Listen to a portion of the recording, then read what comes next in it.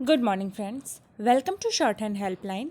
Good morning stenography series में आप सभी का स्वागत है। तो चलिए स्टार्ट करते हैं 80 शब्द प्रति मिनट और 100 शब्द प्रति मिनट के डिक्टेशन।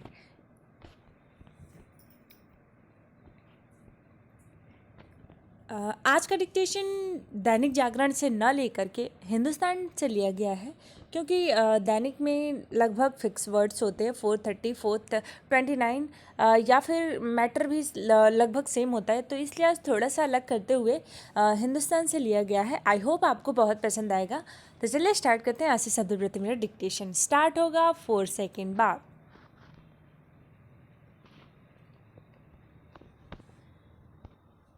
स्टार्ट। आज से 100 साल बाद यदि कोई शोध छात्र 21वीं शताब्दी के कोरोनाग्रस्त भारत पर शोध करना चाहेगा तो उसे अद्भुत आश्चर्य का सामना करना पड़ेगा। मौजूदा वक्त के न्यूज़ वीडियो देखकर उसे लगेगा कि भारत के सामने 2020 के उत्तरार्ध में सबसे बड़ी समस्या कुछ फिल्मी सितारों की नशाखोरी ही थी। कोरोना, चीन सेना का अतिक्रमण और आर्थिक बदहाली उसे सिर्फ समाचार चैनलों के अबूझ प्राय टिकर पर चलती दिखाई देगी। यह मीडिया की ताकत और त्रासदी दोनों है कि वह अनजाने ही इतिहास की चालू व्याख्या रास्ता चलता है, बिना जाने समझे कि इसके असर कितने दूरगामी होंगे। पैरा। युवा पीढ़ी में नशे की समस्या एक ऐसी महामारी है जिससे सिर्फ भारत नहीं बल्कि दुनिया भर की सरकारें पिछली शताब्दी से जूझ रही हैं। अमेरिकी सत्ता सदन को जोशीले राष्ट्रवाद से अपनी मुट्ठी में करने वाले रोनाल्ड रीगन ने तो इसे अनौपचारिक तौर पर राष्ट्रीय समस्या तक घोषित कर दिया था। उन्होंने एक विशेष कार्यदल का गठन किया। पैरा। सवाल उठता है कि पाल्बो एस्कोबार के वध के बाद क्या अमेरिका में नशे का अवैध कारोबार खत्म हो गया? कभी हॉलीवुड की स्टंट फिल्मों के नायक रह चुके रोनाल्ड रीगन ने बीमार का इलाज किया था, बीमारी का नहीं। इसीलिए मरीज चला गया पर मर्ज यथावत है। पाब्लो तो बस इसलिए निशाने पर आ गया था क्योंकि उसने गुमनाम जिंदगी बसर करने की बजाय अपने लिए लुभावने ग्लैमर का निर्माण कर लिया था। उसकी शाही जिंदगी फैशन पत्रिकाओं के कवर पर होती और उन्हें देखकर खुद पर मोहित होता हुआ पाब्लो कोलंबिया के राष्ट्रपति निवास में काबिज होने की व्यू रचना में लग गया था। पैरा। हमारे देश में भी कुछ लोग आरोप लगा रहे हैं कि जिन फिल्मी सितारों को निशाने पर लिया गया है वे नशे के नहीं सियासत के शिकार हैं। ऐसे लोगों का प्रिय जुमला है कि इंडस्ट्री में कौन नशे का लती नहीं है। यह समस्या के सरलीकरण का नापाक प्रयास है। मैं इससे असहमति व्यक्त करता हूँ क्योंकि इन सितारों को देखकर युवा पीढ़ी के लोग प्रेरणा ग्रहण करते आए हैं।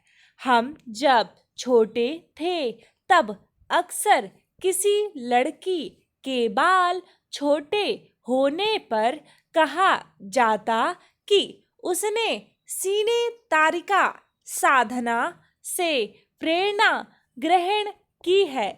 इसी तरह बड़े बाल रखने वाली नूतन कहलाती, गोल चेहरे वाली को मीना कुमारी, तो बड़ी आंखों वाली को आगे चलकर रेखा या हेमा मालिनी का दर्जा दिया जाता था। गबरू युवा धर्मेंद्र और सजीले बाके नौजवान देव आनंद जैसे कहे जाते। पैरा आज भी नौजवानों की चाल ढाल बोल चाल पर इन सितारों का असर पड़ता है।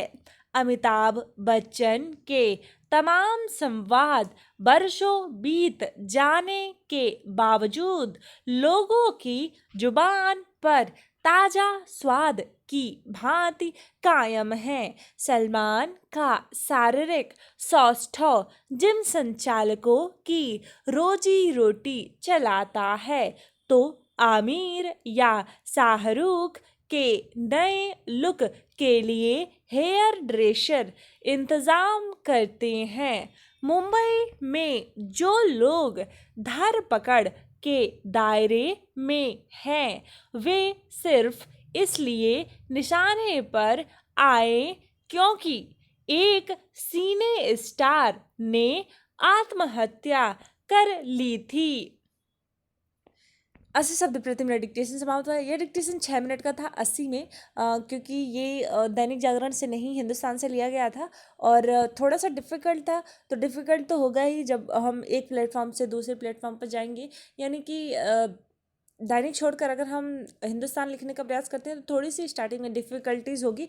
तो इसलिए आप लोगों को परेशानी ना हो तो टाइम टू टाइम एक बार दैनिक और एक बार हिंदुस्तान दिया जाएगा। और हाँ, वीडियो को लाइक करना ज़रूर, मतलब वीडियो को लाइक करना तो बिल्कुल भी ना भूलें, ताकि ऐसे वीडियोस हम आपके लिए लेकर आते रहें। तो चलिए स्टार्ट करते हैं अब 100 शब्द प्रति मिनट के डिक्टेशन।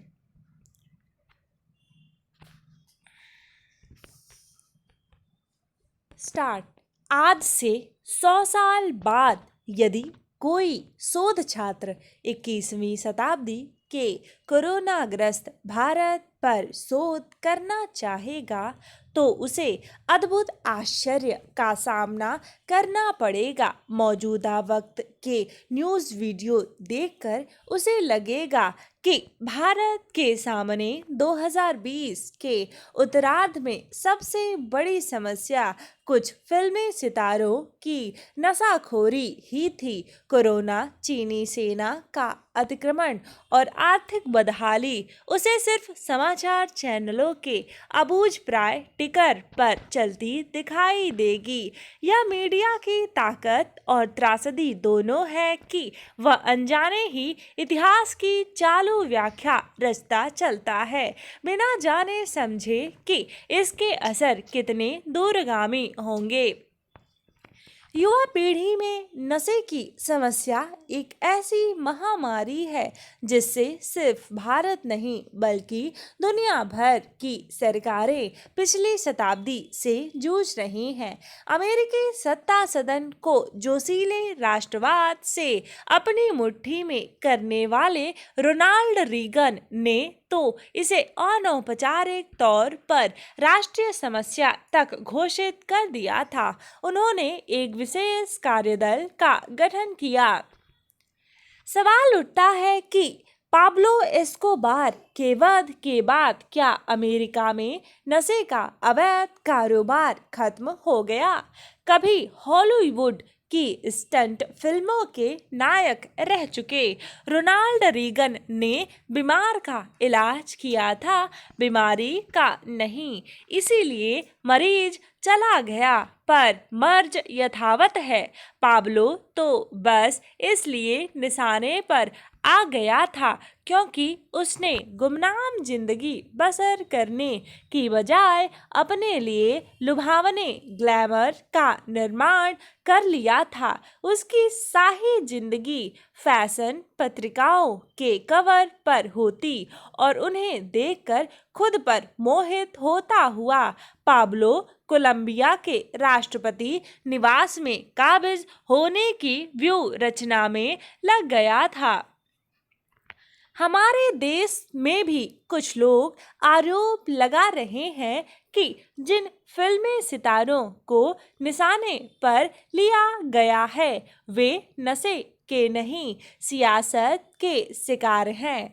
ऐसे लोगों का प्रिय जुमला है कि इंडस्ट्री में कौन नशे का लती नहीं है। यह समस्या के सरलीकरण का नापाक प्रयास है। मैं इससे असहमति व्यक्त करता हूँ, क्योंकि इन सितारों को देखकर युवा पीढ़ी के लोग प्रेरणा ग्रहण करते आए हैं। हम जब छोटे थे तब अक्सर किसी लड़की के बाल छोटे होने पर कहा जाता कि उसने सीने तारिका साधना से प्रेरणा ग्रहण की है। इसी तरह बड़े बाल रखने वाली नूतन कहलाती, गोल चेहरे वाली को मीना कुमारी तो बड़ी आंखों वाली को आगे चलकर रेखा या हेमा मालिनी का दर्जा दिया जाता था। गबरू युवा धर्मेंद्र और सजीले बाके नौजवान देवानंद जैसे कहे जाते। आज भी नौजवानों की चाल ढाल बोलचाल पर इन सितारों का असर पड़ता है। अमिताभ बच्चन के तमाम संवाद वर्षों बीत जाने के बावजूद लोगों की जुबान पर ताजा स्वाद की भांति कायम है। सलमान का शारीरिक सौष्ठव जिम संचालकों की रोजी रोटी चलाता है, तो आमिर या शाहरुख के नए लुक के लिए हेयर ड्रेसर इंतजार करते हैं। मुंबई में जो लोग धरपकड़ के दायरे में हैं वे सिर्फ इसलिए निशाने पर आए क्योंकि एक सिने स्टार ने आत्महत्या कर ली थी। डिक्टेशन समाप्त हुआ। ऐसे ही प्रतिदिन आपको डिक्टेशन मिलता रहे इसके लिए चैनल को सब्सक्राइब कर लीजिए और हाँ, जो बेल आइकन है उसे दबाना तो बिल्कुल भी ना भूलें, क्योंकि जो भी वीडियोस हम अपलोड करते हैं उससे नोटिफिकेशन आपको नहीं मिलता है। जाहिर सी बात है आपने बेल आइकन को नहीं दबाया है। तो मिलता है नेक्स्ट वीडियो में। टिल देन अपना ख्याल रखिए। और हाँ, अगर आप हमारे टेलीग्राम ग्रुप, व्हाट्सएप या फिर फेसबुक पेज से जुड़ना चाहते हैं तो प्लीज़ एक बार डिस्क्रिप्शन बॉक्स चेक करें, वहाँ पर सबकी लिंक दी गई है। आप वहाँ जाकर चेकआउट कर सकते हैं और हमें इंस्टाग्राम पर फॉलो कर सकते हैं।